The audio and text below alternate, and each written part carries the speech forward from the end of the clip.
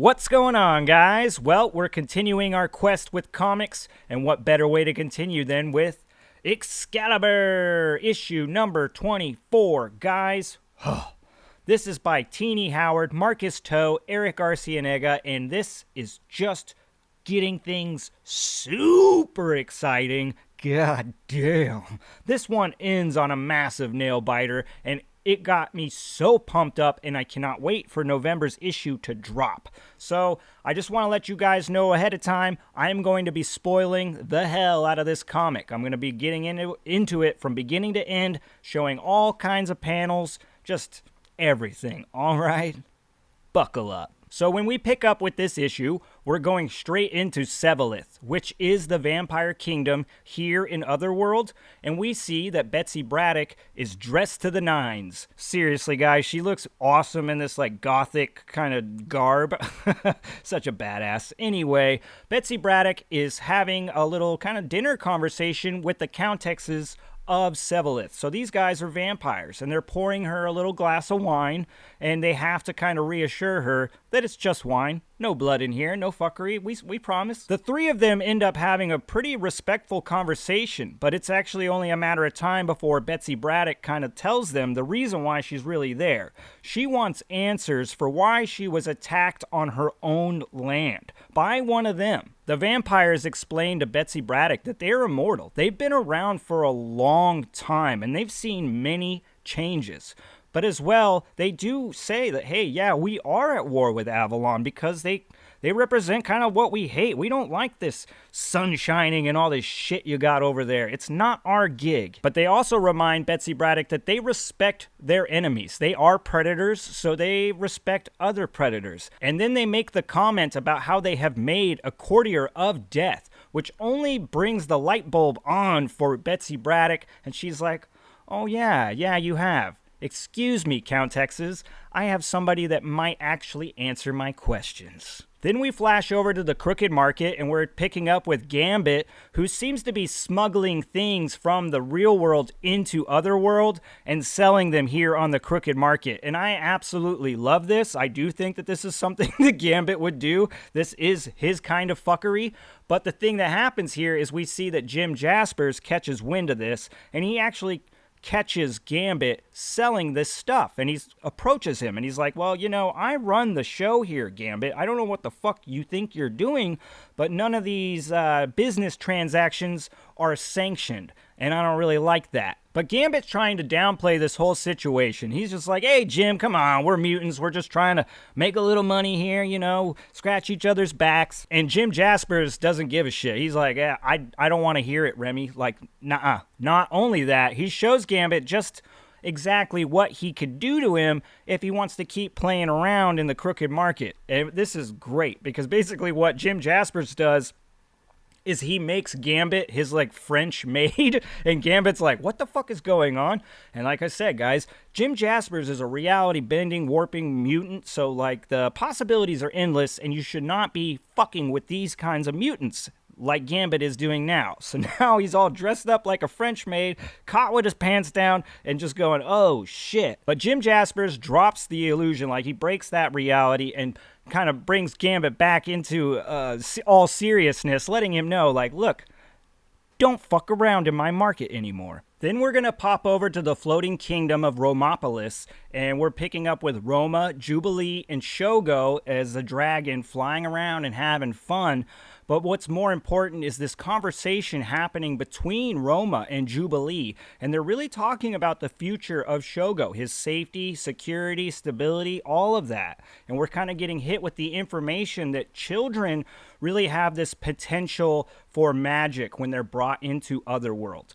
Now, when they're brought back to the real world, that potential begins to wane and just kind of decrease. And this is one of the main reasons why Shogo is throwing these huge temper tantrums every time he has to leave Otherworld and go back to the real world, because he can feel this power kind of draining from him, and he craves being this like magical being there in Otherworld. Now we also watch Roma making some pretty decent points to Jubilee. You know, she's like, hey, even when you were a child, you had to leave your loved ones, your parents, and you were placed in another spot, you know, for your safety. And Jubilee kind of has a good rebuttal. Like, it's not exactly, doesn't work out that great all the time. The bottom line is that Roma's putting some cards on the table for Jubilee, and she's saying, look, Shogo is more than welcome to live here in the Romopolis. Like, he can live free, be a dragon, and live a, you know, great healthy life, being safe from all the bullshit. And Jubilee is really going to have to crunch on this, but, you know, being Mama Bear, she's not ready to let go of Shogo. And she tells Roma this. She's like, hey, I'm being fucking selfish. Right now, I'm not ready to let go of my baby, who is also one of my best friends. Then we're going to move over to the former province of Dryador, and we're picking up with Bay, Shatterstar, and Richter as they're kind of cruising around, and I'm not exactly sure what the fuck this page is really serving this specific story for, but I do actually really like it. They're talking about Apocalypse, about the gate, you know, and Richter's reassuring Bay that he's not going to try to open the gate and go looking for Apocalypse. He's glad that he's with his wife and all that. The thing I guess I really dig about this page is that we're getting Shatterstar and Richter, and we know that they were once lovers. They had this relationship, but for whatever reason, they're no longer together. But it seems very much like that relationship is mended and that they are back together. Then we pop back over to Sevalith, and we're picking up with Betsy Braddock and Death. And now they're having like a little conversation, but at the same time, they're also fighting. I guess that's just the way that Death likes to talk. Either way, Death does spill the beans. He's like, yeah, the fucking assassins were from Sevalith. And aren't you like aware of how much people in Otherworld hate mutants? And Betsy Braddock's even like, well, what the fuck? You're a mutant too? And Death's kind of like looking at her like, yeah, they don't really understand that whole deal. But Death does make that comment where he's like, look, my father didn't give his life so I could just not go and defend mutant kind. So I'm like, I'm with you. Then we see Betsy Braddock leaving, and she's getting ready to get into her carriage. And it's funny because we're in Sevalith, so there's vampires everywhere, and she's seeing them pop out of the woodwork. Even her fucking carriage driver is one, and he's like, oh, your blood smells good. And she puts the little psionic fucking blast on him, and she's like, shut up, dude, just drive the fucking carriage. I'll take care of these chasers. And we see all these vampires running after the carriage, and Betsy Braddock puts up a psychic shield on the backside. Then we cut over to this page where we see Excalibur by a campfire, and we can see the Starlight Citadel in the background, and she's kind of like telling him like, hey, you know, let's rest easy because we got a big day tomorrow. And that big day is going to be the trial of the false Captain Britons. So that will be the Captain Britain that looks like Gambit, the one that looks like Rogue, and the one that looks like Richter. Now, we know that there was one that looked like Jubilee, but she was destroyed. So now the three false Captain Britons are on trial here in Otherworld at the Starlight Citadel. And we're seeing, you know, all the the Captain Britain Corps and Excalibur. There's many people here attending this trial. Now, as the courtroom wants to try to condemn these false Captain Britons, it is Betsy Braddock who takes a stand to their defense. She tells the courtroom, these Captain Britons have been unjustly put on trial since the moment of their creation.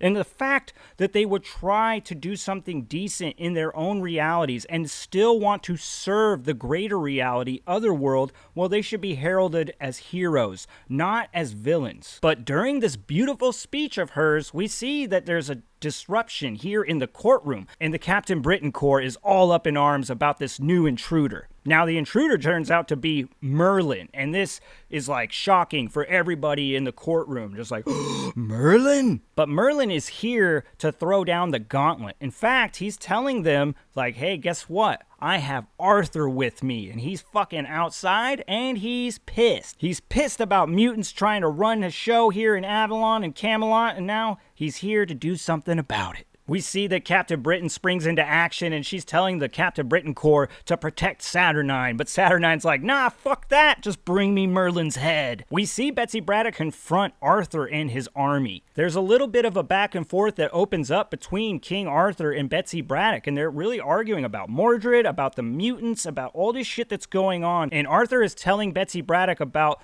the information that Merlin has given him about Mordred, about his own son, and how he is destined to be betray him because of his love for other mutants. So Arthur's idea is, well, I'm just gonna kill every fucking mutant, and then my son cannot betray me. And this is it, man. This is where we go to war, baby. It's a full-out attack between both sides, and it is glorious. This is some of the artwork and the paneling is just hair-raising, and you are just on your seat. You're like, fuck, yes! We also see during the battle that Betsy Braddock tries to use her psychic powers on Arthur, but they do not work because Arthur is in possession of like a talisman that was given to him by Merlin that protects him from these abilities. And here we have it, man. We have Arthur, who has really sworn his oath to Merlin in that side, and you have Betsy Braddock, who is sworn to defend Otherworld, and she's also a mutant. It's on. Now, as this battle is about to go absolutely apeshit, we pick up in the Starlight Citadel, and we're getting this little back and forth between Saturnine and Merlin. And Merlin's talking shit. He's like, yeah, why don't you try to stop this whole deal, kind of like you did with your card game, huh? Saturnine's losing her shit. She's just like, fuck you, Merlin. I've beat you before. I'll beat you again. But Merlin pulls a Houdini, a little magic fucking fuckery spell here, and he vanishes. And Saturnine is pissed. But then we get that last little panel, and it is a beauty, guys. This is just a perfect picture of the battle about to fucking go down. And damn, do I want to know what the fuck happens next? Yes, I do. Well, guys, man, hopefully you enjoyed this. As always, I know there's only a few of you watching these fucking things, but goddammit, I hope that they are entertaining, because that's the whole point here. I don't give a shit if you don't pick up the comic. I just want to entertain you with the shit that I love, all right? All right. Guys, stay tuned. I think it's November 10th. The next issue drops, and I'm going to be all over that bad boy, all right? All right. Till next time.